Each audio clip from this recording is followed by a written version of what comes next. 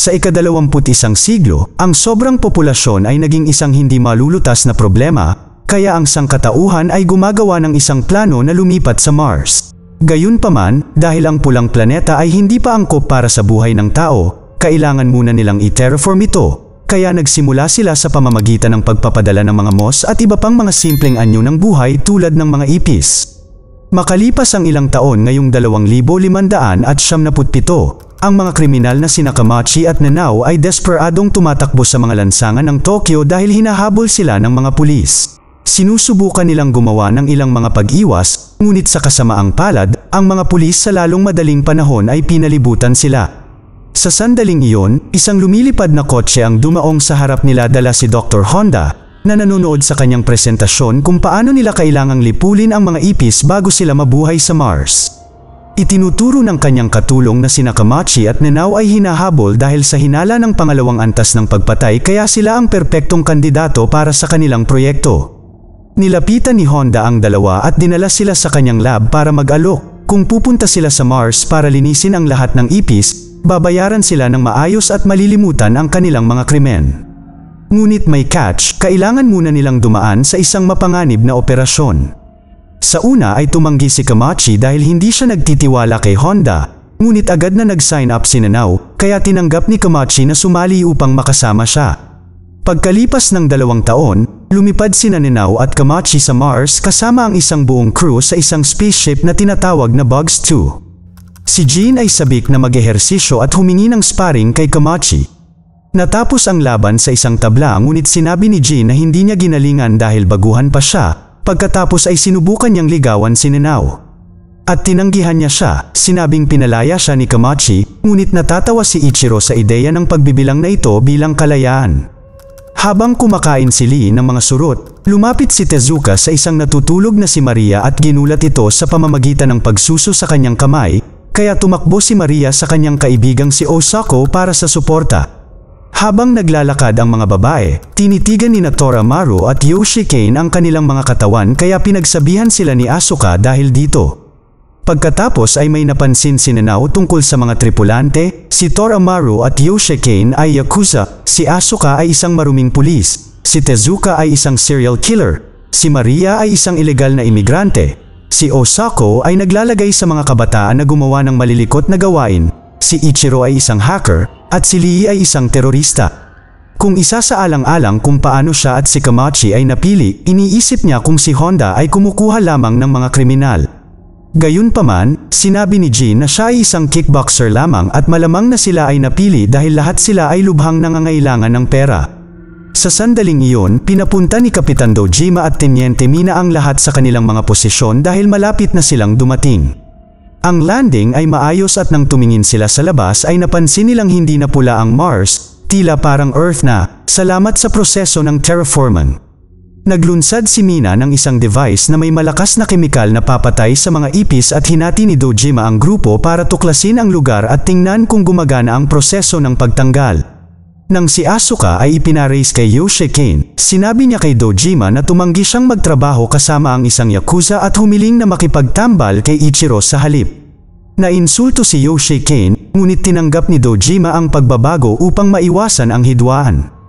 Pagkaalis ng crew, nagpadala si Dojima ng drone na nakahanap sa Bugs 1, isang probe na sikretong ipinadala ng Japan 10 taon na ang nakakaraan. Nakipag-ugnayan ang kapitan kay Honda para ipakita sa kanya ang probe at sinabi sa kanya na maayos ang takbo ng lahat, kaya nasasabik si Honda dahil kung matagumpay ang misyon, magkakaroon siya ng teknolohiya para kontrolin ang mundo. Samantala, ang iba't ibang mga koponan ay naglilibot na, at iniisip ni Jean na kakaiba dahil wala pa silang nahanap na isang patay na ipis. Siya at si Maria ay patuloy na gumagalaw, ngunit nang maglalakad na sila sa ilang mga bato, nagulat sila nang may makita silang nabubuhay dito. May 3 kakaibang nilalang na may dalang mga pamalo na nakatayo sa malapit. At agad na nagtago ang dalawa, nalilito dahil wala silang sinabi tungkol sa posibleng mga Martian. Hindi kalayuan doon, natagpuan din ni Kamachi at Nanao ang isa sa mga nilalang na ito. Sinubukan ni Kamachi na makipag-usap dito, ngunit biglang inatake ng nilalang si Nanao at binali ang kanyang leeg. Matapos ihulog ang katawan, tumakbo ito ng napakabilis. Sa sandaling iyon ay nahanap sila ni Jin at ipinaalam sa kanila na ang mga nilalang din ang pumatay kay Asuka. Ang buong crew ay nagmamadaling bumalik sa ship at pagkatapos iwan ang katawan ni Nanao sa medical bay, hinarap nila si Dojima na alam ang katotohanan sa lahat ng panahon.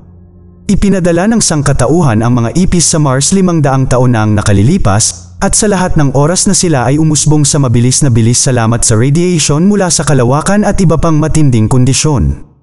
Ang mga nilalang na nakita ng mga tripulante ay talagang mga ipis na ngayon ay mas malakas kaysa sa mga tao at tinawag sila ng gobyerno na terraformers. Ang mga tripulante ay nagagalit sa pagiging nalinlang, ngunit sa sandaling iyon ay nagpakita si Honda sa anyo ng isang hologram.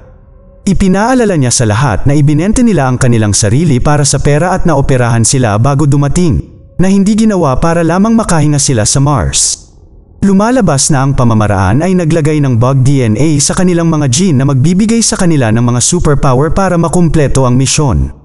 Matapos sabihin sa lahat na labanan ang mga ipis na wala ang hologram. Pagkatapos, ipinaliwanag ni Dojima na upang maisaaktibo ang mga kapangyarihan, dapat silang mag-inject sa kanilang sarili sa bug cell activator. Magbabago ang kanilang katawan, ngunit tatagal lamang ito ng ilang minuto at babalik sila sa normal hanggat hindi nila ito ginagamit ng labis. Kung gagawin nila, mamamatay sila. Ipinapadala ni Dojima ang lahat ng impormasyon sa mga suit ng crew na direktang kumukonekta sa kanilang isipan at sa palagay ni Tezuka ay mukhang masaya ito. Ang iba pang crew ay hindi masaya at gusto ni Mina na malaman kung bakit walang sinabi si Dojima tungkol dito, kaya ipinaliwanag niya na mayroon siyang mga utos na panatilihin itong kumpidensyal. Gusto ng ilang tripulante na bumalik sa Earth, ngunit sa sandaling iyon, inalerto sila ng computer na ang mga ipis ay papalapit sa ship. Nagboluntaryo si Lee na lumabas at labanan sila, na nagsasabing kapag tapos na sila rito, maaari na silang bumalik at gamitin ang kanilang mga bagong kapangyarihan upang makaganti sa gobyerno. Habang lumalabas si Lee, nalaman ng iba na nakipaglaban siya sa gitnang silangan at binansagan siyang immortal god Lee, kaya ang mga ipis ay dapat na walang binatbat sa kanya pagkatapos makaligtas doon. Sa sandaling nasa labas na siya, iniksyon ni Lee ang kanyang sarili sa activator na nagbibigay sa kanya ng kapangyarihan ng isang bombardier beetle. Ang bug na ito ay naghahalo ng mga kemikal upang lumikha ng isang maliit na jet na gayahin ang isang flamethrower. Nag-mutate ang katawan ni Lee sa isang halo ng tao at salagubang at pagkatapos ay nagsimulang makipaglaban sa isang ipis na nagpapalitan ng mga atake na may parehong bilis at lakas tulad ng nilalang. Dahil hindi bumabagsak ang ipis, ginamit ni Lee ang kanyang bagong kapangyarihan at nagpaputok ng malalakas na apoy sa nilalang na sinusunog ito ng husto. Sa una, mukhang nanalo siya, ngunit hindi nagtagal ay nakabawi ang ipis at mabilis na pinatay si Lee. Kasabay nito, ang isa pang ipis ay tumalon sa ibabaw ng sasakyang pangkalawakan at sinimulang hampasin ang ultra-tempered glass gamit ang ulo nito upang masira ito. Pagkatapos ay pumasok ito sa loob at agad na pinatay ang dalawang tripulante, kaya kinuha ni Dojima ang kanyang iniksyon at nakuha ang gene ng Perpenera ant mula sa South America. Ang bug na ito ay kayang buhatin ng 100 beses kagaya ng bigat nito at may stinger na napakasakit na parang tinamaan ka ng bala. Dahil sa lakas na ito, madaling natalo ni Dojima ang ipis sa sahig na ikinamatay nito. Sa kasamaang palad, nakita ng computer ang isang buong pulutong ng mga ipis na papalapit sa ship. Nagtataka si Osako kung bakit gusto silang patayin ng mga ipis at ipinaliwanag ni Maria na ito ay dahil gusto rin nilang patayin ang mga ito habang naaalala niya ang una niyang nakita ang isang ipis at pinatay ito. Karamihan sa mga tripulante ay gustong bumalik sa Earth, gayunpaman, natuklasan ni Mina na ang control panel ay nakapatay na at ang backup system ay hindi rin gumagana. Mabilis na gumawa ng plano si Dojima, pupunta ang team sa Bugs 1 at dadalhin ang lahat ng kinakailangang bahagi para ayusin ang Bugs 2 habang nananatili siya para labanan ang mga ipis. Sa pamamagitan ng paggamit ng mga pheromones ng patay na nilalang, maaakit niya ang lahat ng iba pang ipis para ligtas na makapaglakbay ang team. Gusto ng ilang lalaki na manatili at tulungan ang kapitan, ngunit sinabihan sila ni Ichiro na umalis dahil siya ang mananatili. Habang nagsisimulang umakyat ang mga ipis sa ship, lumabas ang koponan ngunit huminto muna si Kamachi upang bisitahin si Nanao, nangako na babalik siya para sa kanya.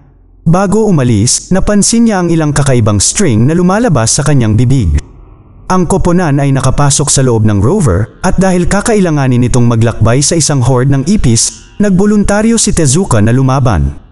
Kinukuha niya ang kanyang iniksyon at nakuha ang DNA ng Rove Beetle na maaaring tumira ng mga projectiles ng gas sa isang kaaway upang makatakas ng napakabilis.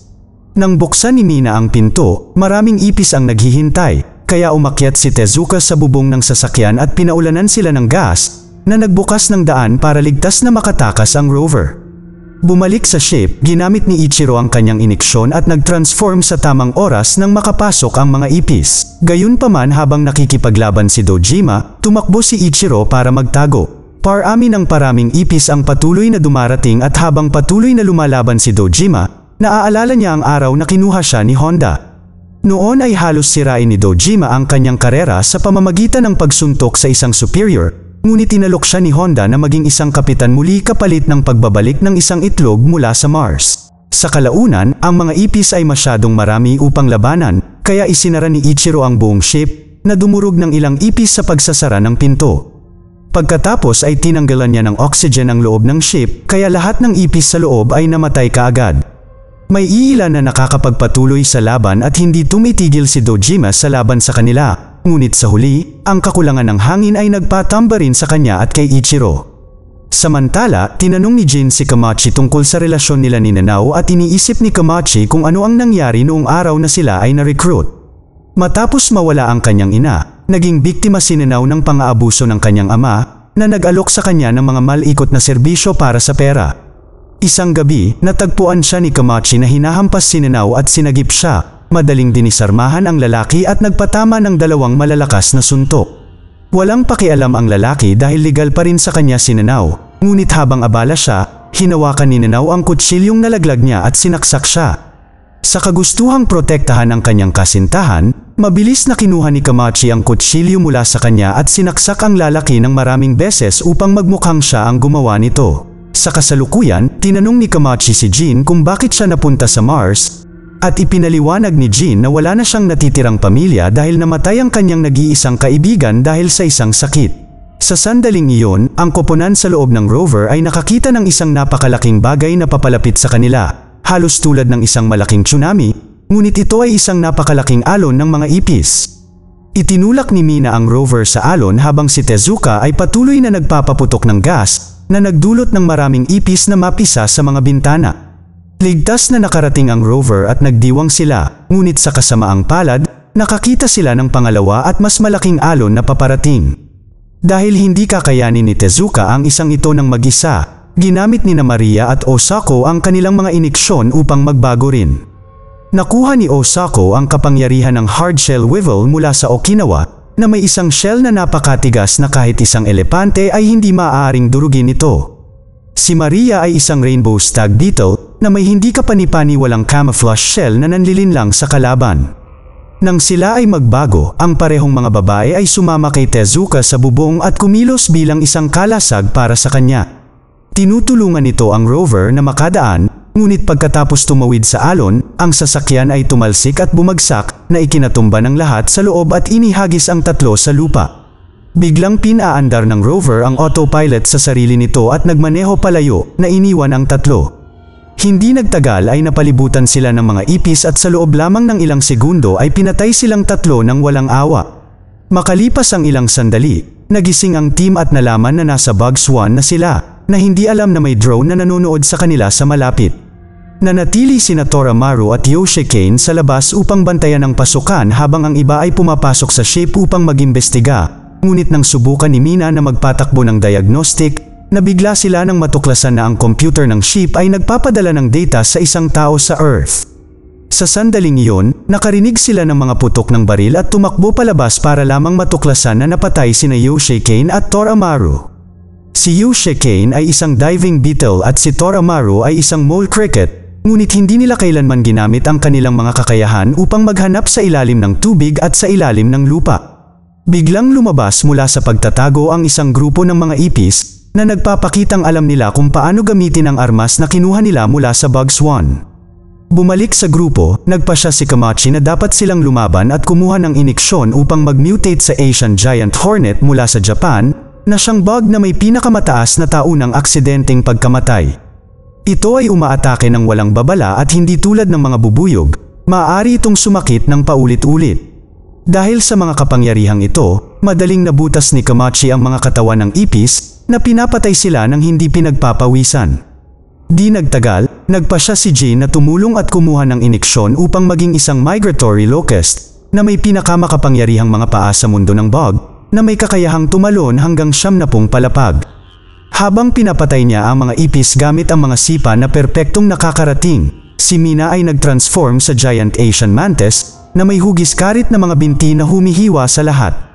Sa pagtutulungan, nagagawa nilang patayin ang lahat ng ipis, ngunit nang mawala ang hamog ay nabigla silang makakita ng isang pyramid sa malapit.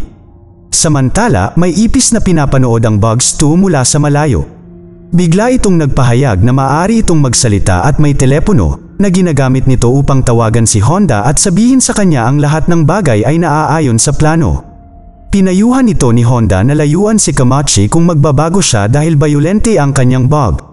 Matapos ibaba ang tawag, ang ipis ay pumasok sa loob ng ship at muling binuhay ang oxygen bago tinutukan ng baril si Dojima, na tinawag siyang kapitan. Nang magtaka si Dojima kung ano ang nangyayari, nahati sa dalawa ang katawan ng nilalang at ipinakita ang isang mutated na Asuka sa loob. Isa siyang emerald cock-ipis wasp, na ang tibo ay nagbibigay daan dito na kontrolin ang isip ng mga ipis. Nang malapit na siyang mapatay, minanipula niya ang mga nilalang at pinaglabanan ang mga ito. Lumalabas na parehong lihim na nagtatrabaho sina Asuka at Ichiro para kay Honda. Si Asuka ay nagpatuloy upang patayin si Dojima at pagkatapos ay nagbuhos ng tubig kay Ichiro, na ang mga mutation ay nagmula sa Sleeping Chiron Omid mula sa Central Africa. Ang bug na ito ay hindi kailanman namamatay dahil kapag ito ay nasa panganib, ito ay pumapasok sa isang estado ng stasis at ito ay nangangailangan lamang ng tubig upang magising. Nang magising na si Ichiro, tinitingnan nila ni Asuka ang itlog na dapat nilang kunin para kay Honda, na isang pangalawang henerasyong ipis.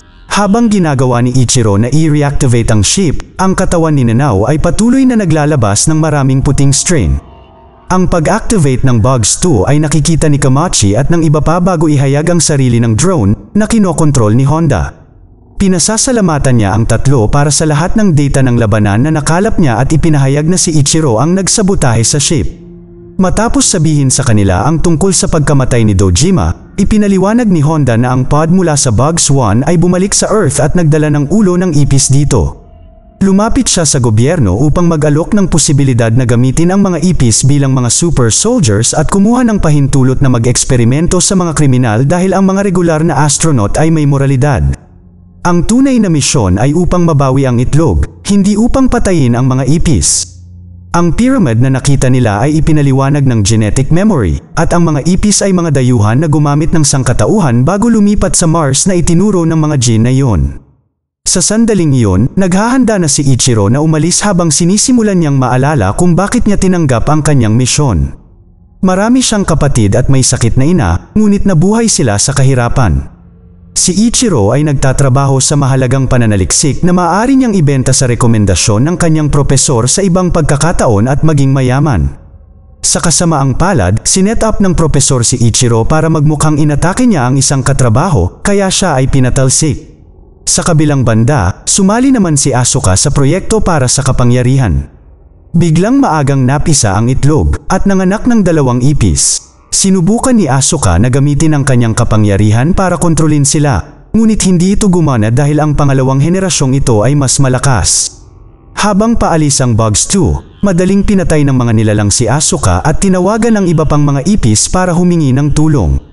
Hindi nagtagal, ang lahat ng mga ipis sa lupa ay naglalabas ng kanilang mga pakpak at lumipad patungo sa ship, na naging sanhi para hindi ito gumana. Habang sumasabog ang isang makina, sinalakay ng mga ipis sa loob si Ichiro, na mabilis na nag-inject sa sarili upang makapasok sa stasis state. Pagkatapos ng maraming pagyanig, bumagsak ang Bugs 2 malapit sa Bugs 1 at inaatake ng mga ipis ang tatlo, na mabilis na nag-transform para lumaban. Sa una, ito ay gumagana ng maayos, ngunit pagkatapos ay ang mga umusbong na ipis mula sa itlog ay sumali sa labanan, na nagpatama ng mas mabilis at malakas na atake. Hindi nagtagal ay namatay si Mina gamit ang kanyang braso, kaya tinurak ni Jin sa kanyang sarili ang pangalawang dosis na ginagawa siyang mas malakas. Ganoon din ang ginawa ni Kamachi at ngayon ay mas patas na ang laban, na nagpapahintulot sa parehong lalaki na pumatay ng maraming ipis ng mas mabilis. Nagpasya si Jin na kumuha ng pangatlong dosis at bumuo ng mga pakpak na nagpapahintulot sa kanya na labanan ang mga ipis sa kalangitan at basagin ang mga ito laban sa ship.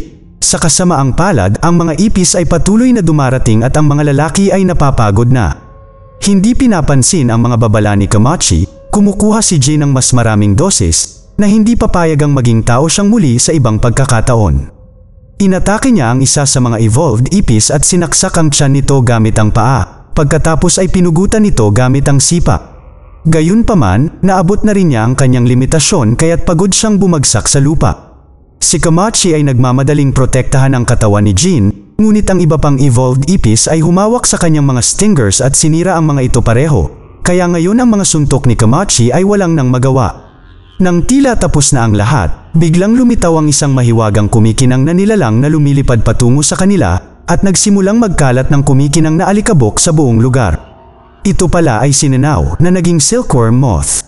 May kapangyarihan siyang sunugin ang mga pulbos na kaliskis ng gamo-gamo na malapit ng magdulot ng pagsabog ng alikabok.